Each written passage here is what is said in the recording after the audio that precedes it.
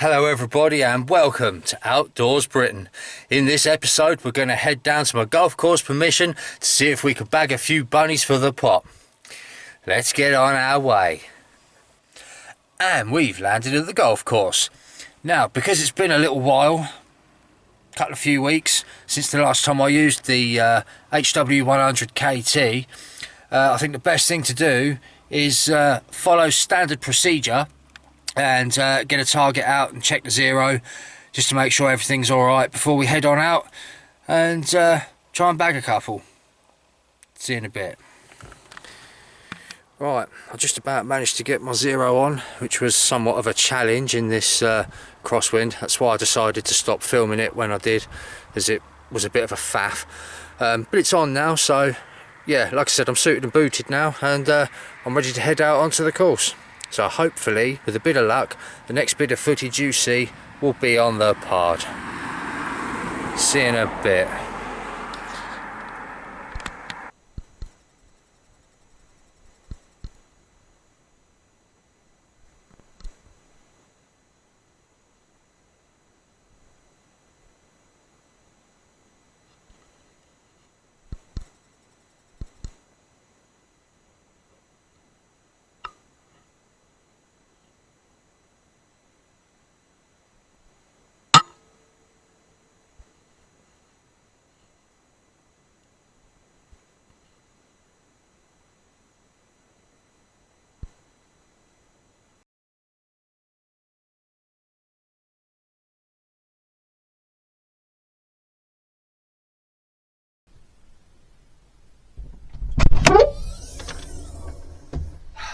And back to the car for a brew.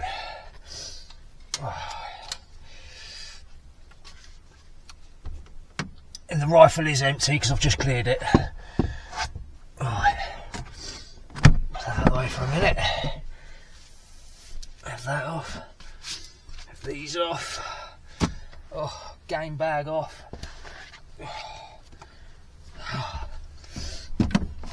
And brew kit out.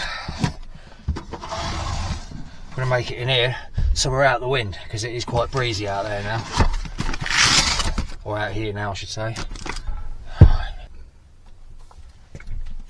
Right, that's the kettle cleaned out. Let's get a brew on.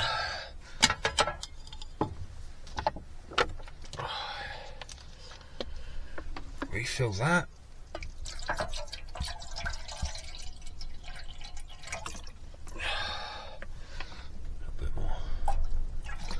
Oh.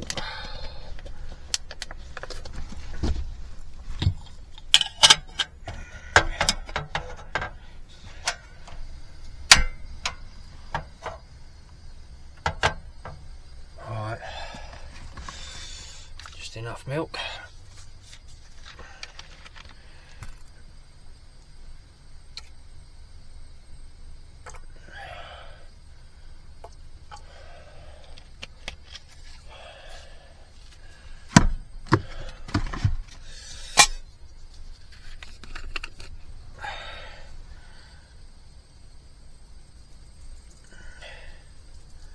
About that much should do to keep me going.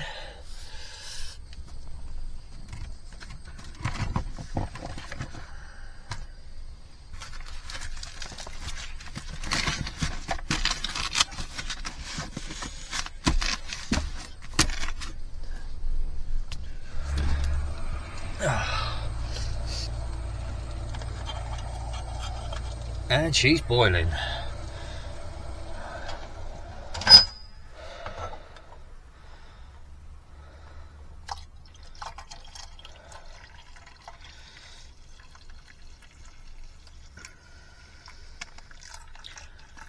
Lovely, decent sized brew to keep me going. Well, I'm really pleased to get that one. It was, I thought it was going to be a sort of fairly easy shot at 40 yards, and then I couldn't believe my luck when it ran 10 yards closer, and it ended up right on my zero at 30 odd yards. Lovely clean hit. Lovely clean headshot, bowled it over stone dead. What more could you ask for, eh?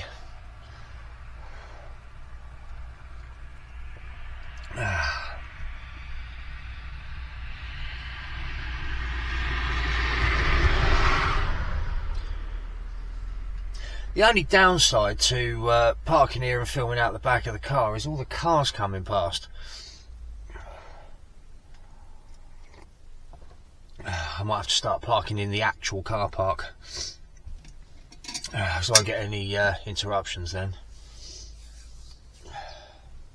But I am lucky to be allowed to park here, as the course manager did give me a few sort of places where I can park on the course, and here we are just inside the entrance. Well, for like the sort of green staff's entrance, as it were, so they can get their sort of mowers and machinery in and out. But the actual club car park is a little bit further up the road.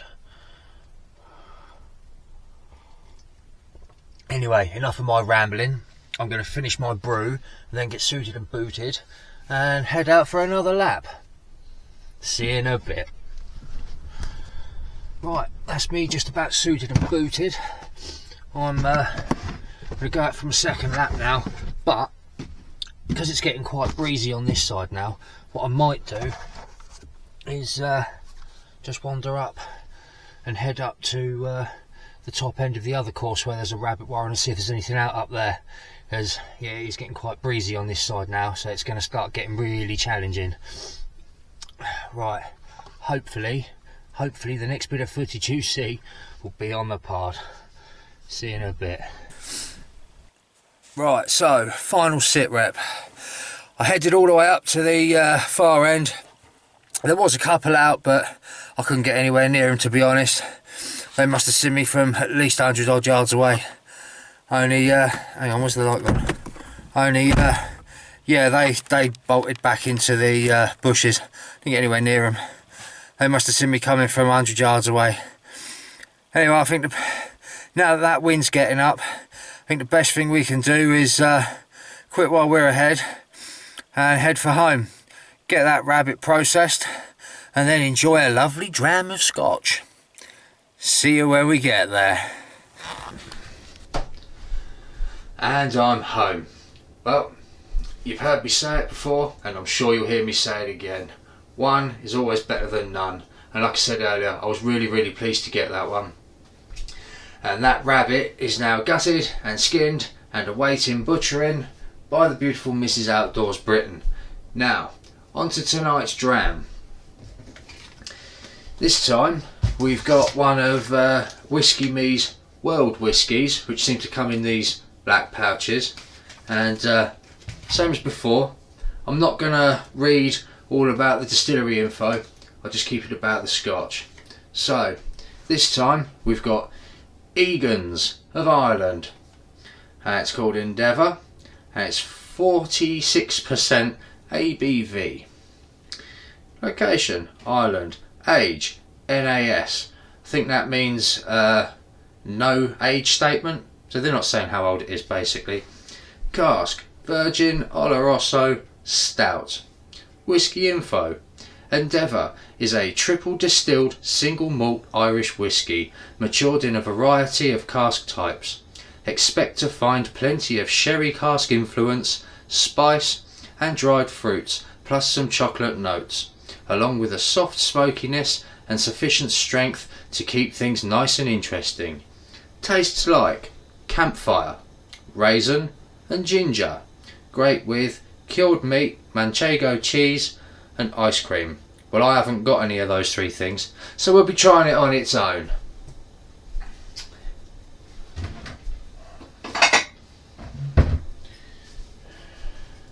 Oh, and excuse my light green plaster, but it's true what they say. A blunt knife is the most dangerous type of knife.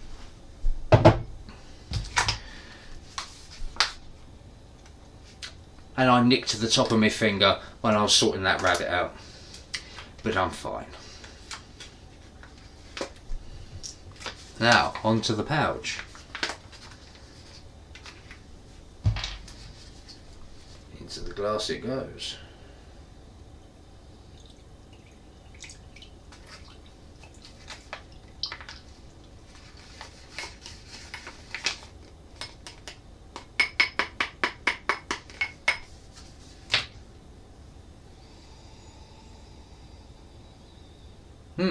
I can certainly smell that smokiness.